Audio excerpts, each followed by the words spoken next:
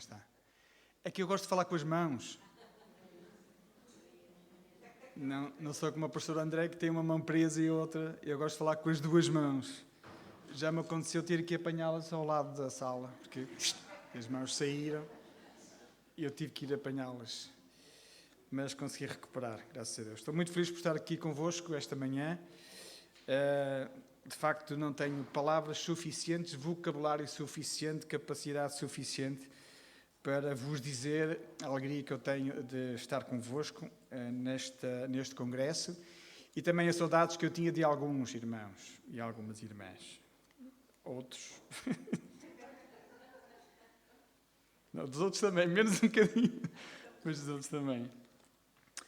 Mas estou realmente muito feliz por podermos voltar a estar juntos, não é? Depois de algum tempo em que, por razões diversas, isso não foi possível, mas agora, pela graça de Deus, nós estamos juntos e estamos muito felizes uns com os outros e, sobretudo, felizes pela presença do Senhor, porque verdadeiramente é Ele que faz a diferença na nossa vida e no tempo que estamos juntos. Se estivéssemos aqui por uma outra razão qualquer, não teria esse valor para cada um de nós e, portanto, a presença do Senhor torna tudo diferente, torna tudo melhor, mais profundo, mais espiritual e torna tudo mais amoroso, como ainda agora acabamos de cantar. Para os irmãos que me conhecem, eu sou o Marcelo Fonseca. Para os irmãos e irmãs que não me conhecem, o meu nome é Marcelo Fonseca. E para aqueles que gostavam de me conhecer melhor, a Isabel não deixa. Portanto, tirem daí o cavalinho da chuva, porque isso não vai acontecer. Aliás, devo dizer que fiquei surpreendido, porque este ano vocês têm uma dirigente de topo, não é? Quando eu me comparo com ela, quando eu fazia essa tarefa, e agora tenho aqui uma dirigente de topo, não é? Eu sinto-me quase que envergonhado. Bom, mas vamos abordar o tema que temos diante de nós neste congresso, e para isso nós vamos ler o texto bíblico, certo? Se calhar eu ensino-vos uma canção, um pequeno, não é bem uma canção, mas um coro acerca da Bíblia, se calhar vocês conhecem. Vamos usar a Bíblia, certo? É o que tenho usado até hoje, ou não? É? Pronto. Eu não estive cá ontem por motivos de ministério, estive em formação das 10 ao meio-dia, acerca da história do cristianismo, e depois da parte da tarde temos a reunião de trabalho, das 15 até às 20.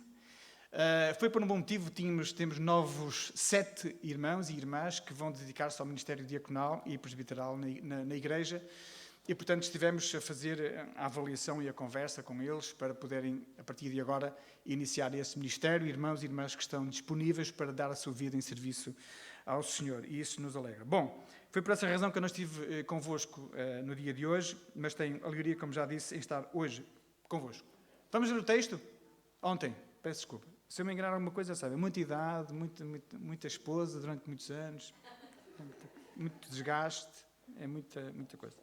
Aliás, eu costumo dizer que eu sou marido de uma esposa só, André, uma esposa só, e pai de 2 filhos belíssimos, lindíssimos, aqueles que conhecem sabem do que é que eu estou a falar, e sou sogro de 2 noras, ainda mais bonitas do que os filhos. E para completar este ramalhete, sou avô pela fé. Uma vez estávamos numa reunião de estudo bíblico e no final nós tínhamos partilha de motivos de gratidão ao Senhor. E então os irmãos partilharam e eu também partilhei. E eu disse assim, já foi para aí há 3 anos, talvez, 3, 4 anos. O Pedro tinha casado mais velho há pouco tempo. E eu disse assim, eu queria agradecer ao Senhor por isto e por aquilo. Tá? E depois eu agradeço ao Senhor também porque vou ser avô. E as pessoas que lá estavam, vai ser avô. Eu disse, não, é só pela fé. Mas houve um irmão que não ouviu o desmentido. No final, ele veio ter comigo, assim, lacrimejante. Marcelo, eu não sabia que ias ser avô e tal, estou tão contente. Calma, Fritz. Ele chama-se Fritz. Calma, porque não é... Tu não ouviste o desmentido. É que houve notícia e logo a seguir houve o desmentido. E ele só ouviu a notícia, não ouviu o desmentido. Deus, quando digo alguma coisa sobre o avô, ele fica logo assim para ouvir o desmentido a seguir. Bom, mas então, a Bíblia. Qual é o melhor livro? O livro melhor é a Bíblia. O livro melhor é a Bíblia. Para sempre viverá, luz e paz e bênçãos dá. Sim, o livro melhor é a Bíblia. Agora, que ninguém aprendeu, não foi suficiente, eu vou usar agora a Bíblia, está bem? E depois, os que tiverem Bíblia também podem usar. Ora para aprender outra vez. O livro melhor é a Bíblia. O livro melhor é a Bíblia. Para sempre viverá. Luz e paz e bênçãos dá. Sim, o livro melhor é a Bíblia. Alguém tem um tablet? Alguém tem um tablet? Não? Anda lá que eu não tenho tempo todo, Samuel. Esta introdução já vai muito tempo. É um tablet? Traz cá, faz favor. Então, agora que já aprenderam a letra, vamos aprender os gestos, está bem? Portanto, vamos levantar a nossa Bíblia. Obrigado, Samuel. Então, 3, 2, 1. O livro melhor é a Bíblia. O livro melhor é a Bíblia. Para sempre viverá. Luz e paz e bênçãos dá. Sim, o livro melhor é a Bíblia. Tem algum computador?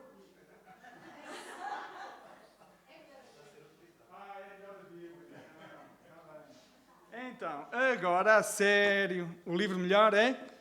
E quando dissemos Bíblia, levantamos a Bíblia, porque ela vai lá estar em baixo, está bem? Quando cantamos Bíblia, pomos a Bíblia lá em cima. O livro melhor é a Bíblia, o livro melhor é a Bíblia, para sempre viverá, luz e paz, não dá. Sim, o livro melhor é a Bíblia. Agora cá comigo, nunca mais me convido a nada. Quando dissemos Bíblia, não, quando cantamos Bíblia, não dizemos a palavra, só levantamos a Bíblia. Está bem? Não vale levantar telefones, nem tablets, nem computadores. Não quer dizer que não se possa ler a Bíblia nesses. Mas, somente nós somos conhecidos como as 3 religiões do livro. Ora, se somos conhecidos como a religião do livro, faz sentido que não usemos o telefone.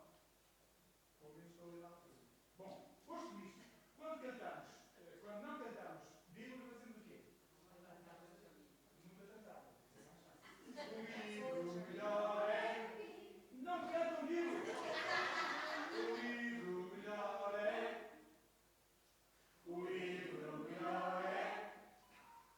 Para sempre viverá. Luz e paz e bênçãos dá. Sim, o livro melhor é.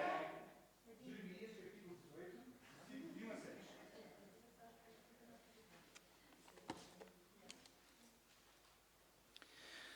Jeremias, capítulo 18, versos de 1 a 6, diz assim a palavra do Senhor. Os irmãos que encontraram dizem amém. Quem não encontrou, pede perdão ao Senhor imediatamente. Misericórdia, disse a Helena. Está no capítulo 17, já chegou ao 18, graças a Deus. Se não se importasse, ficaríamos de pé para fazermos a leitura da palavra do Senhor, está bem? Então, de verso 1 ao verso 6, diz assim a palavra do Senhor. E começa exatamente assim. A palavra do Senhor que veio a Jeremias dizendo: levanta-te e desce à casa do oleiro, e lá te farei ouvir as minhas palavras. E desci à casa do oleiro, e eis que ele estava fazendo a sua obra sobre as rodas. Como o vaso que ele fazia de barro se quebrou na mão do oleiro, tornou a fazer dele outro vaso, conforme o que pareceu bem aos seus olhos fazer. Então veio a mim a palavra do Senhor, dizendo: não poderei eu fazer de vós como fez este oleiro, ó casa de Israel. Diz o Senhor: eis que, como o barro na mão do oleiro, assim sois vós na minha mão, ó casa de Israel. Até aqui a palavra do Senhor, que ela seja abençoada aos nossos corações. Senhor, nós estamos gratos pela Tua palavra esta manhã, Senhor, porque queremos que ela vai falar ao nosso coração. Queremos que ela tenha poder transformador nas nossas vidas, Senhor, e te agradecemos por o desafio que ela vai trazer, com certeza, a cada um de nós, a cada um de nós. Ela acrescenta bênção, mas traz também desafio transformador para cada um de nós.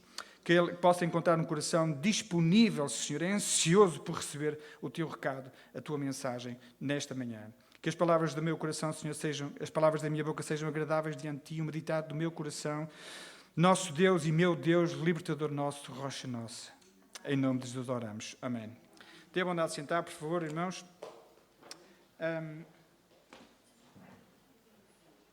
Como disse, na manhã do dia de ontem tive a informação e no final da reunião, a pastora Patrícia, que não tenho o prazer de conhecer, fez uma oração.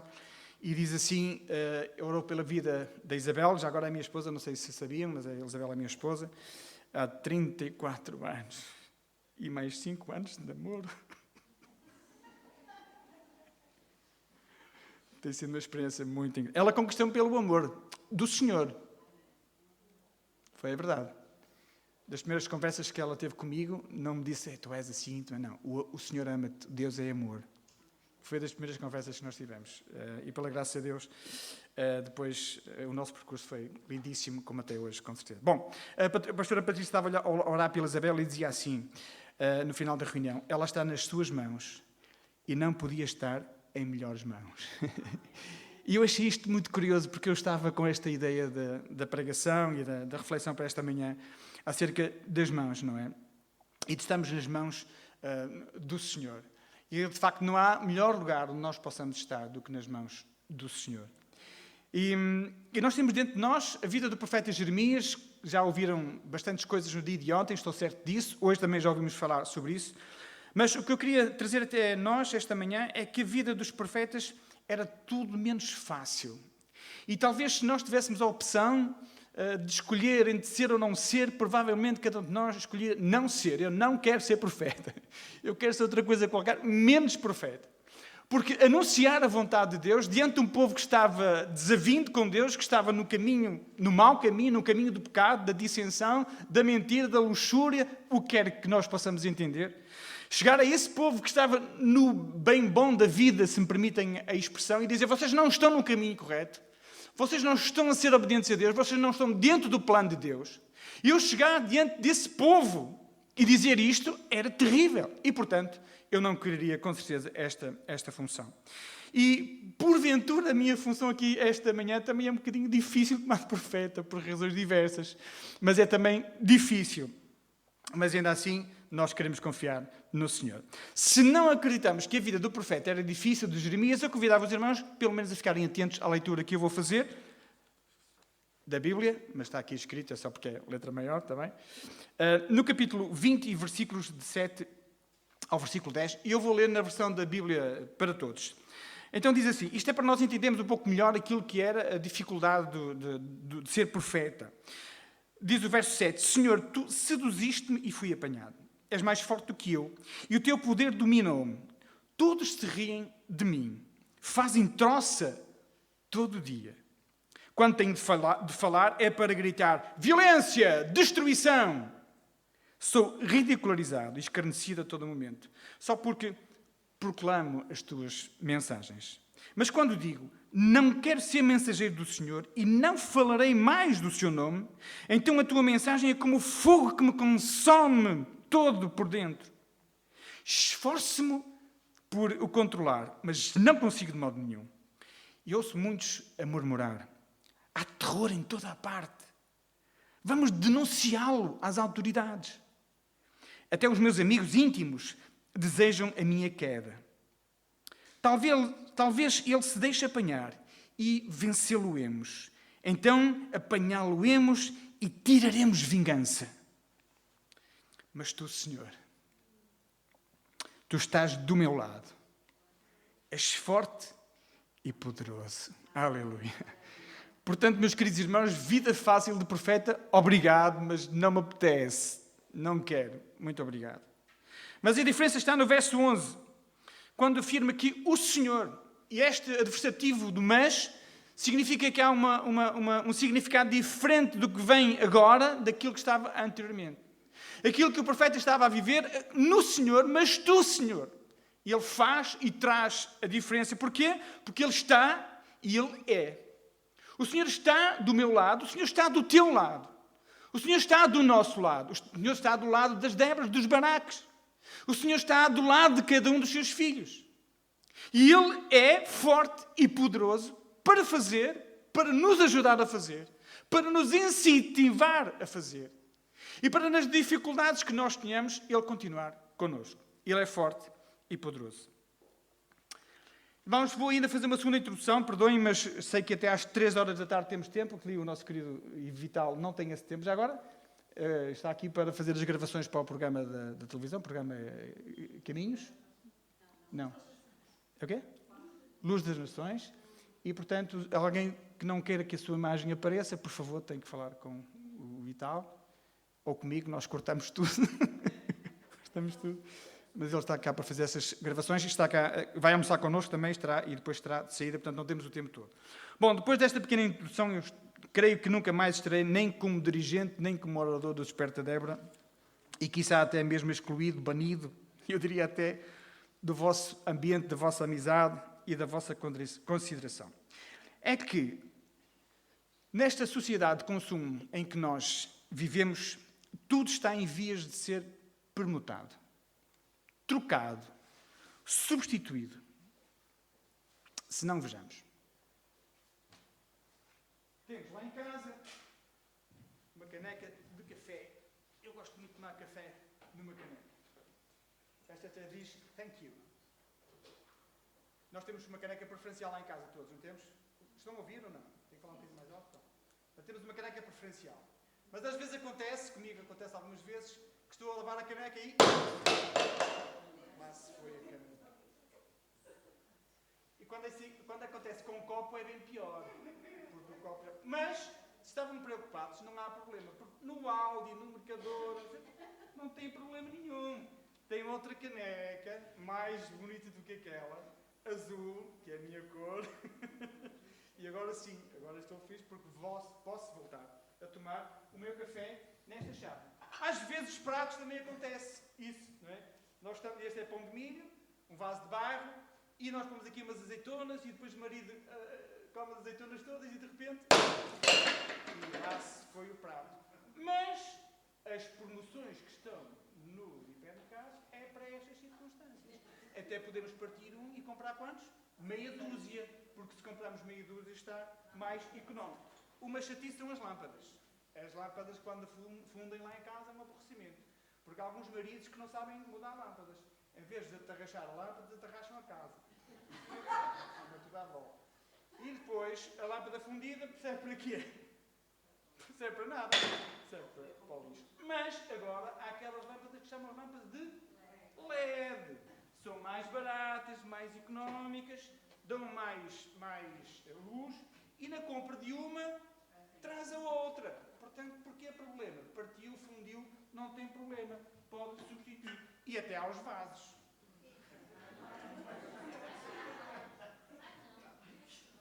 Até aos vasos. Aos vasos que são bonitos. Este não é preciso lavar. Não? Não tem problema. É que se partir, está aqui outro. Bom, e então tem o Simão. Simão, já estou a acabar. Por causa disto, depois nunca mais me vou convidar a ser disso, mas não tem problema. Está aí o Simão. Simão. Ai, não está, acho que esses não estão. Oh, que pena. Anda cá tu então, se faz favor. Rápido.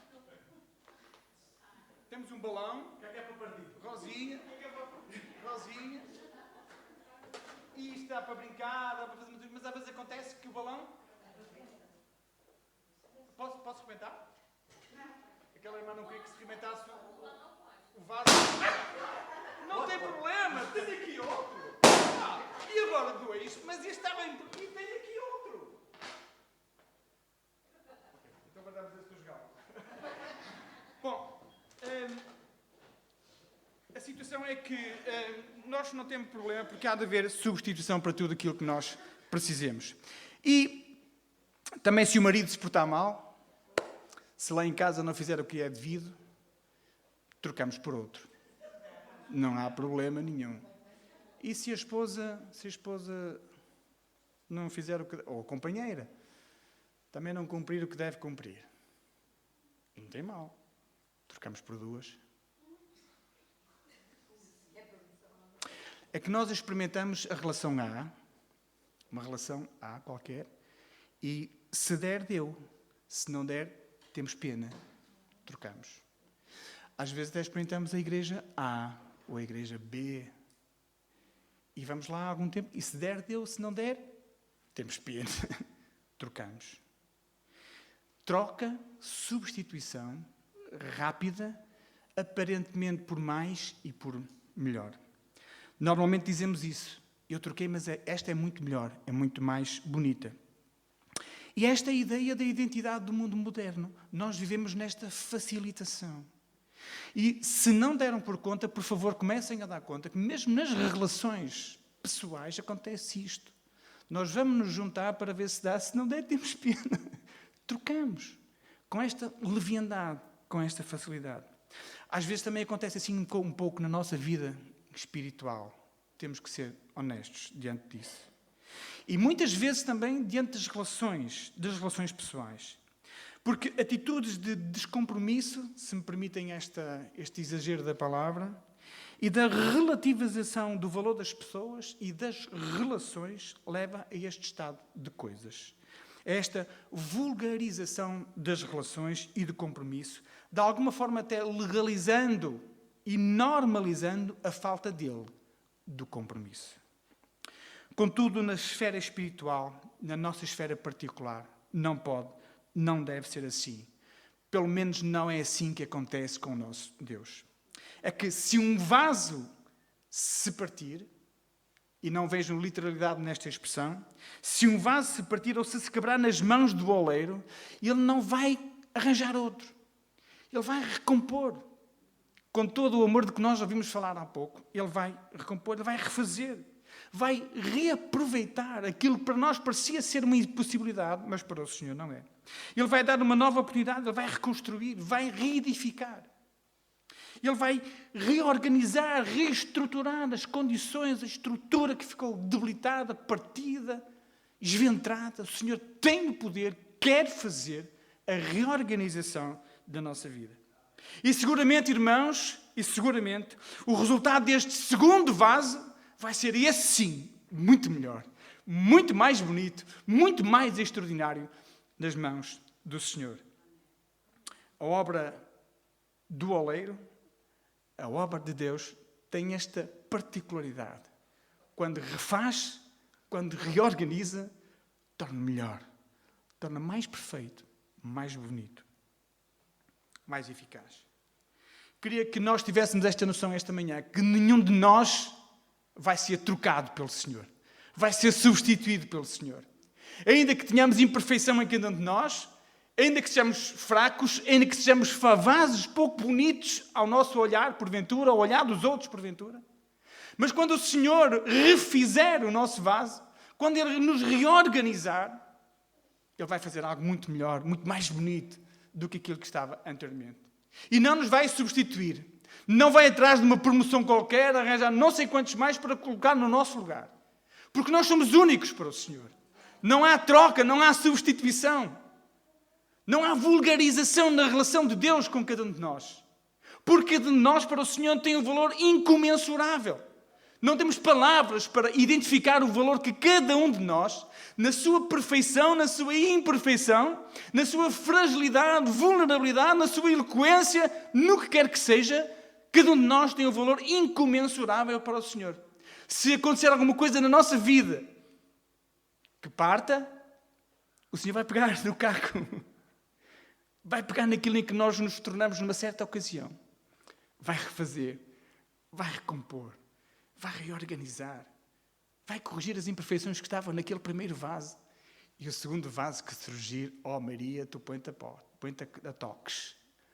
Porque o vaso que surgir das mãos do Senhor será obra extraordinária. Irmãos, o profeta Jeremias, a sua atividade prolonga-se durante cerca de 40 anos. E desenrola-se no reinado do rei Josias. Talvez já tenham ouvido sobre isto durante este tempo.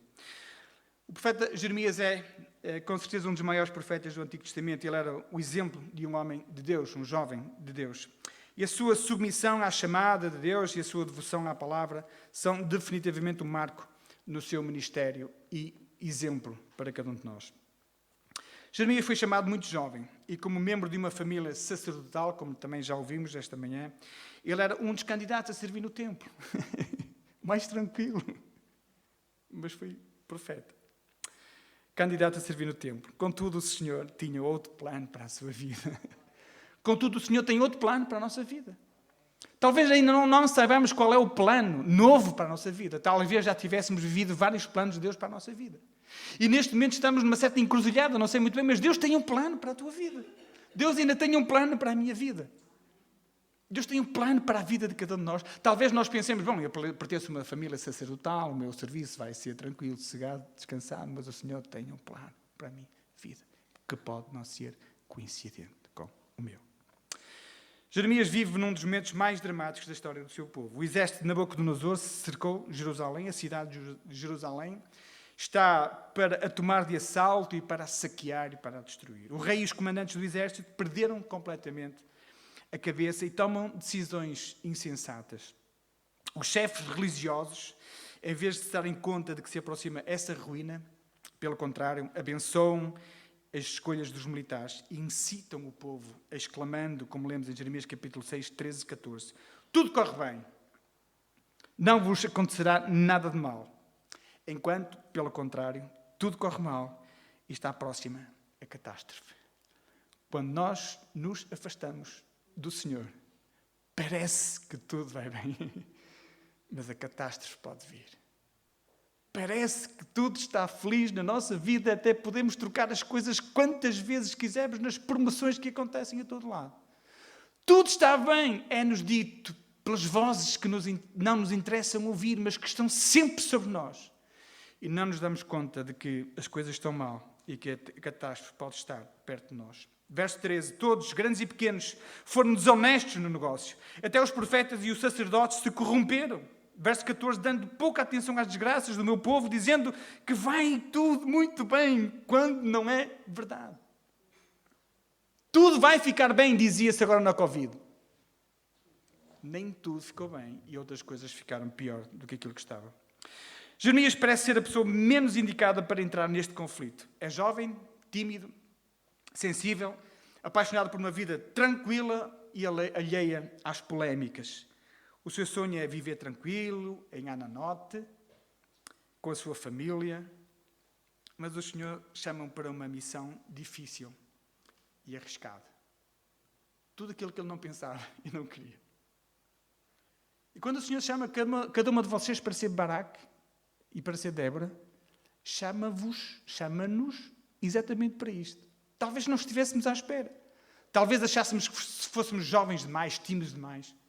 Talvez achássemos que não teríamos capacidade, que não soubéssemos orar, que não tínhamos a capacidade suficiente de organizar o pensamento para orar pelos nossos filhos, quanto mais pelos filhos dos outros. Mas o Senhor chama-nos para essa missão difícil e arriscada. E Jeremias tinha exatamente esta missão difícil e arriscada contra os reis de Judá, os seus chefes, os sacerdotes e o povo da terra. Querem coisa mais complexa do que esta? Bem, talvez exista, mas não consigo identificá-la até agora. Mas isto era uma tarefa absolutamente incrível para a vida de Jeremias. E às vezes nós sentimos assim, diante do ministério de oração, e às vezes a resposta não acontece. Nós somos fiéis, nós somos perseverantes, e a resposta que nós queremos naquela segunda-feira à tarde, brilhante de sol, não acontece. É difícil e arriscado. Diz Jeremias capítulo 1, cinge os teus rins, versos 17 e 19. Diz-lhe o Senhor, levanta-te e diz-lhes tudo o que eu te ordenar. Far-te-ão guerra, mas não onde vencer, porque eu estou contigo para te livrar.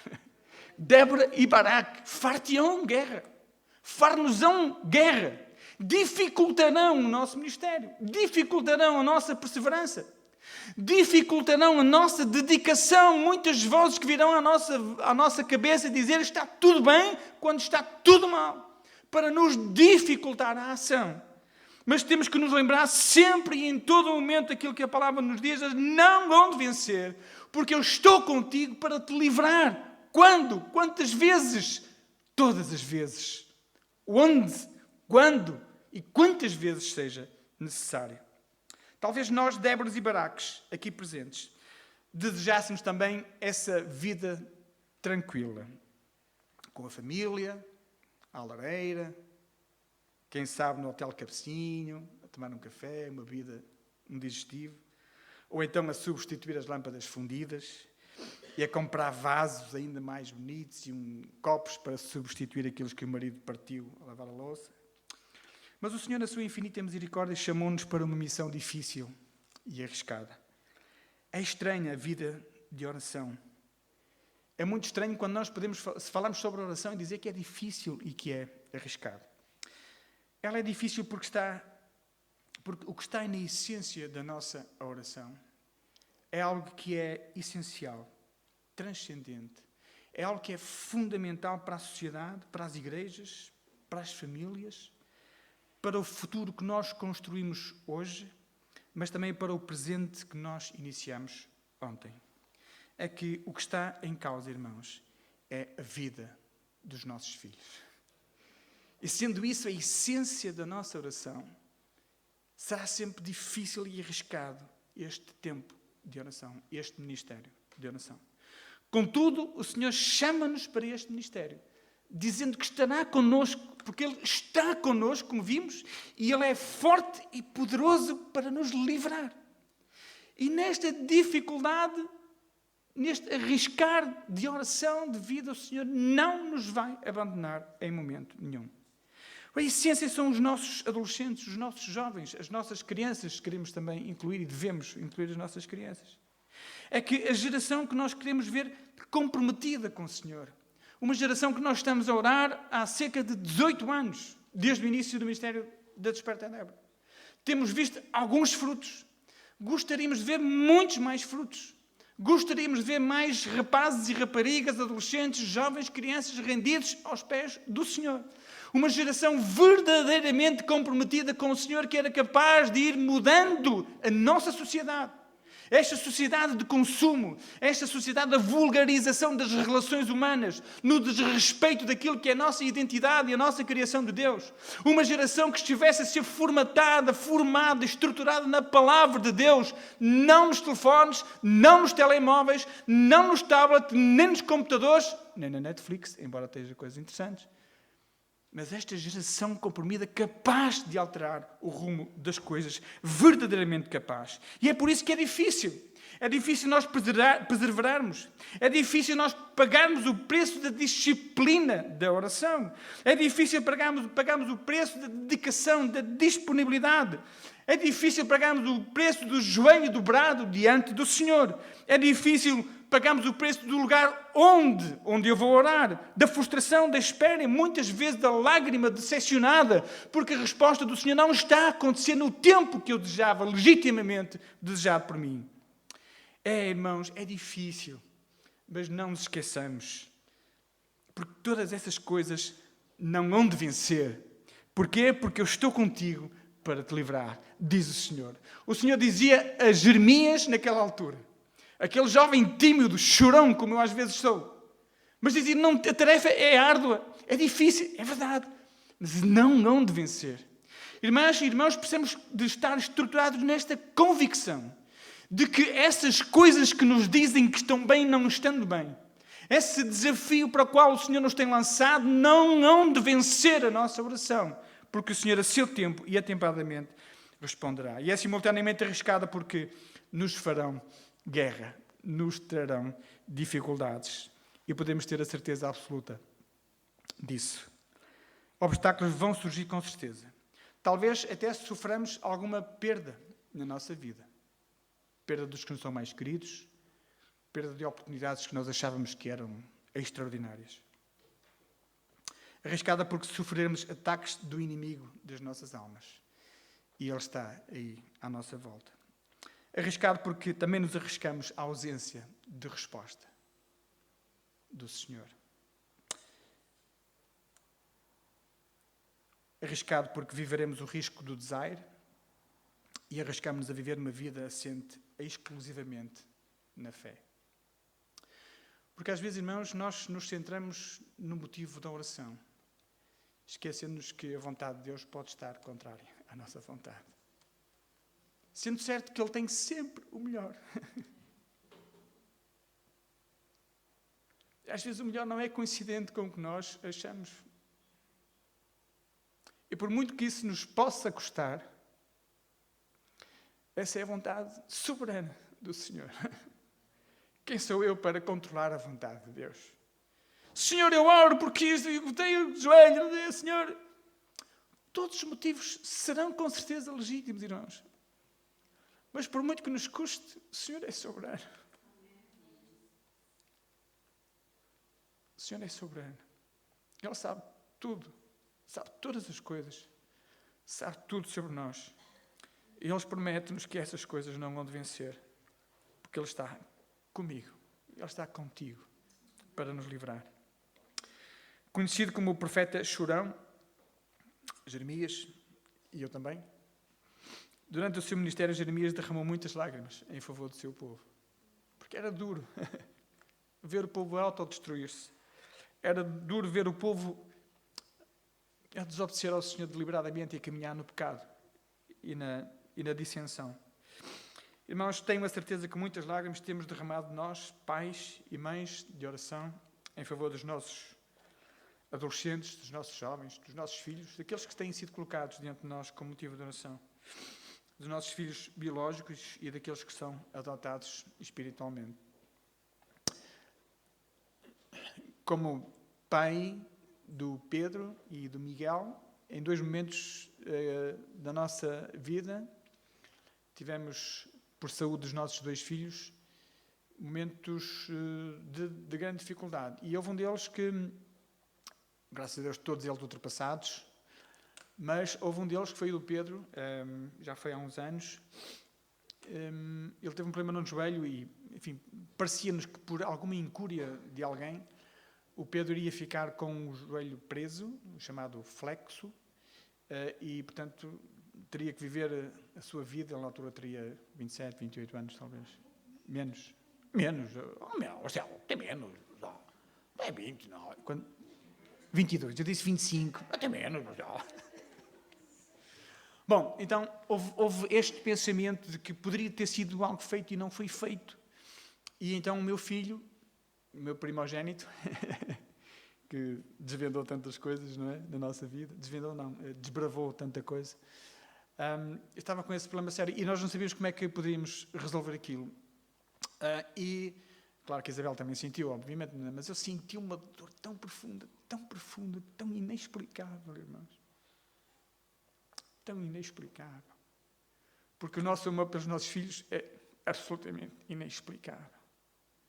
Agora, se eu sofro assim pelo meu filho, graças a Deus foi recuperável. Houve cura da parte médica e não da nossa parte. E graças a Deus ele recuperou e está bem, graças a Deus. Mas se nós sentimos esta dor pelos nossos filhos, imagina o que Deus sente por cada um de nós. Quando nós não estamos lá. Vertemos muitas lágrimas pelos motivos que nos chegam e que nos revelam muitas vezes a crueldade deste mundo e desta sociedade. Esses motivos que nos revelam a vitória, ainda que temporária, desse malvado que vai tomando conta da vida de muitos. Pelas orações que ainda não foram respondidas, nós vertemos lágrimas. Pela dor que sabemos que os jovens sofrem nos dias de hoje, nós vertemos a nossa lágrima. E também pela desesperança que sentimos na nossa juventude. E também pelo descompromisso que é revelado, infelizmente, por cada um deles. Mas volto a referir Débora e Baraque. Essas coisas não hão de vencer, porque eu estou contigo para te livrar. O Senhor está connosco e Ele é forte e poderoso.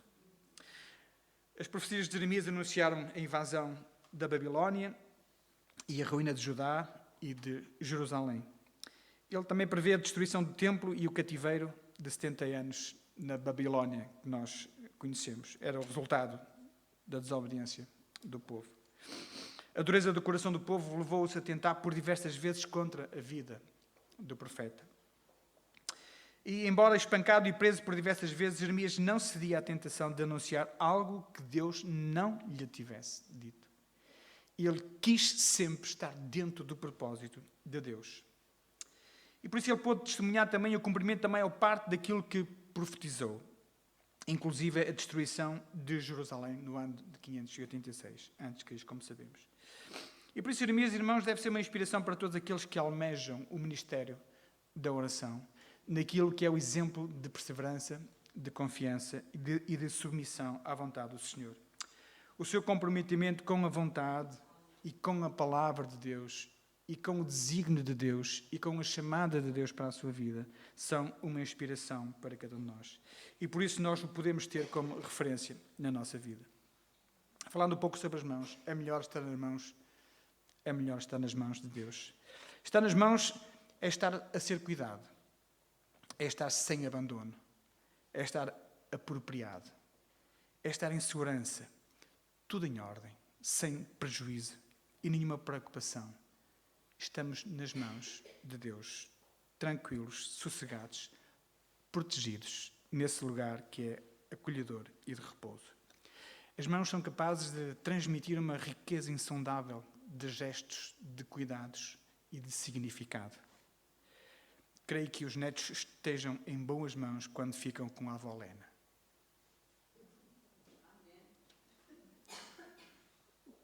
Creio que todos as avós aqui presentes, quando ficam com os netos, eles ficam em boas mãos. No sítio tranquilo, acolhedor, de sossego, de paz, de conforto, de segurança. Imagina o que é nós estamos nas mãos do Pai, nas mãos do nosso Deus, nas mãos do oleiro. Esse é, por isso, o melhor lugar. E não podia estar em melhores mãos do que nas mãos do nosso Deus. Quando o barro está nas mãos do oleiro, é quando está nas melhores mãos possíveis. Ele vai ser moldado com todo o carinho, com todo o cuidado. Se o barro estivesse nas minhas mãos, seria um desastre. A peça seria completamente imperfeita. Aliás, eu até acho que nenhum barro que estivesse no seu perfeito juízo gostaria de estar nas minhas mãos. Ia ser muito maltratado. Este é o lugar certo, nas mãos de Deus, onde nós nos colocamos a nós próprios, onde nós colocamos os nossos filhos em oração, nas mãos de Deus. E este é o lugar certo, no tempo e modo de Deus para a vida de cada um de nós. E se assim acontece, então nós estamos na bênção, estamos na paz, estamos no sossego, na tranquilidade. Estamos na segurança do Senhor. O melhor lugar é nas mãos de Deus, o oleiro da vida de cada um de nós. E temos dentro de nós o melhor oleiro possível, o melhor profissional possível. Quando nós procuramos algum serviço, Maria Helena, procuramos o melhor profissional possível. Temos diante de nós o nosso Deus, que é o melhor oleiro possível. O oleiro era um profissional que trabalhava o barro, como sabemos, e naquela altura, naquela cultura, o oleiro era muito importante, era uma profissão muito considerada, já que este tipo de objetos, como sabemos, era muito utilizado naquela época, praticamente em todas as casas e em a maioria das atividades da vida daquela época. E o local geográfico desta casa do oleiro não é identificado no texto, embora se diga lá em baixo. No entanto, tratava-se de um local de trabalho, provavelmente de um profissional específico e famoso naquela época, naquele lugar. Jeremias então diz como é que é a sua chegada ali, no verso 3 e 4, diz: "E descia à casa do oleiro, e eis que estava fazendo a sua obra sobre as rodas.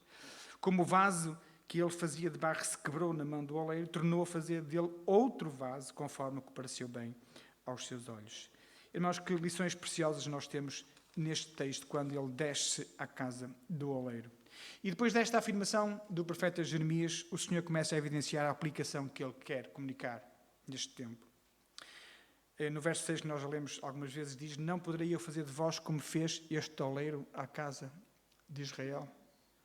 Será que Deus, sendo o nosso Deus, Ele não pode moldar a nossa vida? Será que, como o oleiro molda o barro, será que Deus não pode moldar a nossa vida? Diz o Senhor: "Eis que, como o barro na mão do oleiro, assim sois vós na minha mão, ó casa de Israel." Deus usa aqui a ideia do controlo pleno. Esse controle que o oleiro tem sobre o barro, para mostrar que ele era o oleiro e a casa de Israel era como barro nas suas mãos. Deus tinha o controle pleno para moldar o seu povo. E Deus precisa ter o controle pleno na nossa vida para nos moldar da forma como Ele acha melhor para a nossa vida.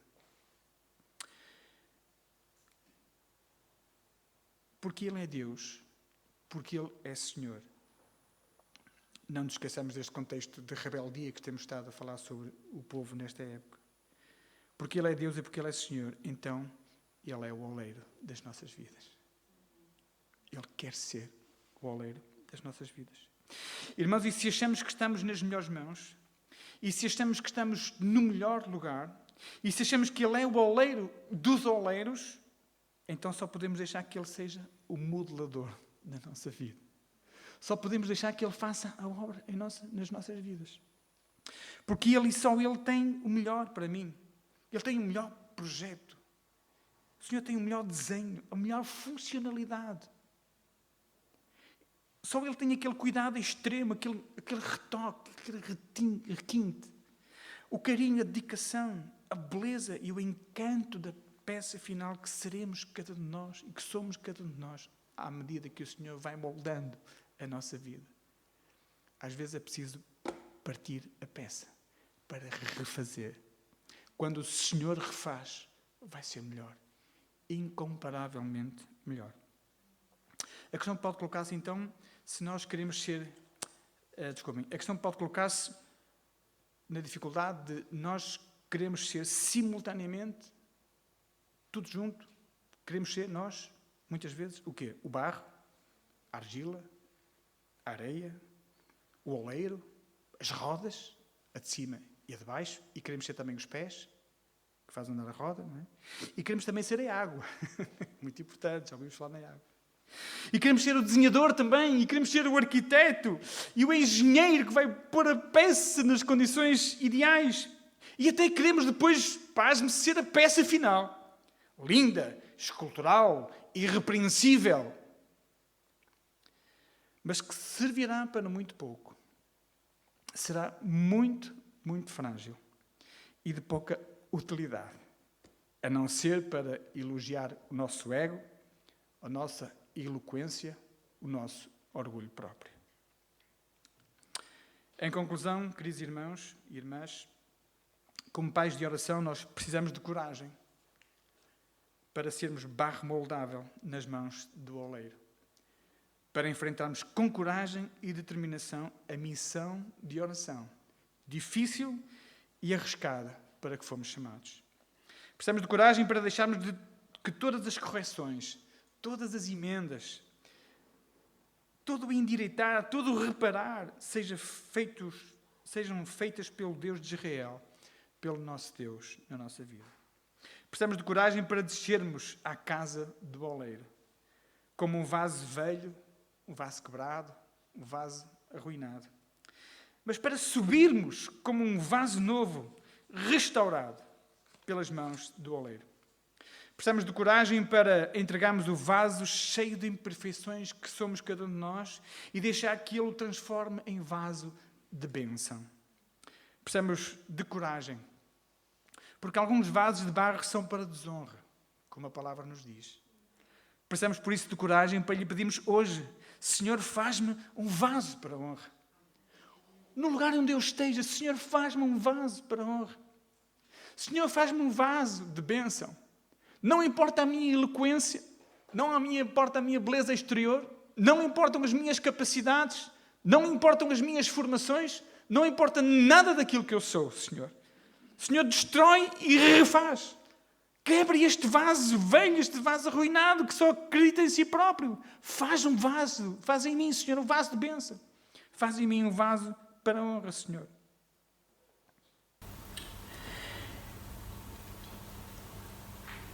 Deus não nos troca. Deus não nos vai substituir.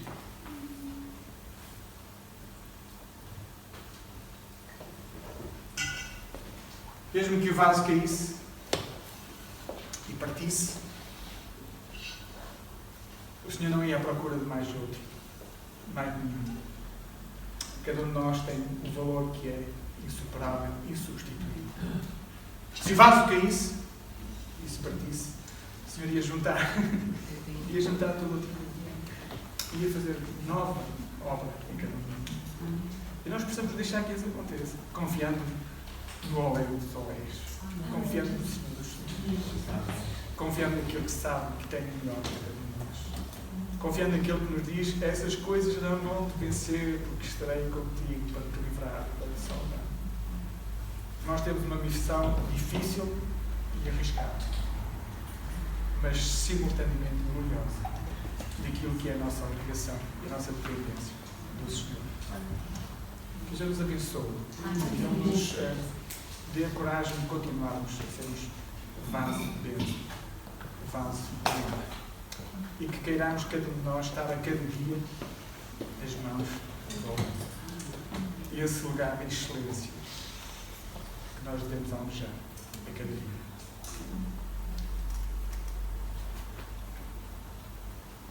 Nenhum de nós é substituível. O Senhor ama cada um de vocês. Amém.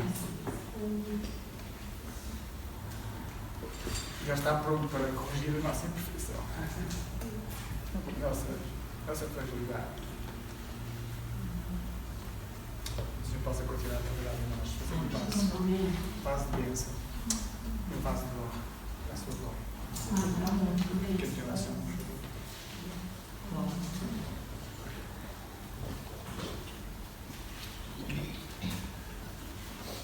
Pai, nós estamos gratos, Senhor, pelos desafios que tens trazido à nossa vida, Senhor. E porque queremos, Senhor, que esses desafios vindos de Ti são desafios que nos honram, Senhor, e que nos completam, Pai. Queremos te louvar por este ministério de Desperta Débora, Senhor, de oração, pelos nossos jovens, adolescentes, crianças, pela esta geração que nós queremos ver comprometida contigo, Senhor.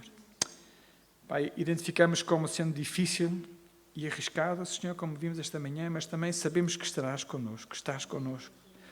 Obrigado porque és Deus, Senhor, és forte e poderoso. Pai, nós queremos estar no Teu propósito a cada dia da nossa vida, Senhor. Faz-nos vaso de bênção, Senhor, faz-nos vaso de honra, Senhor. E se for necessário, Senhor, que a nossa vida seja quebrada, Senhor, para Tu nos refazeres, nós queremos estar dispostos a isso, Senhor. Para que as imperfeições sejam corrigidas, Senhor. Para que surja algo de melhor, ainda mais bonito, mais agradável, mais bênção, mais honra, Senhor. Mas queremos que isso aconteça não por nossa causa, mas pela Tua causa, para a Tua honra e para a Tua glória, Senhor. E para a bênção e benefício de todos aqueles que diariamente estão a ser colocados diante de Ti em oração por cada Débora e por cada Baraque, Senhor.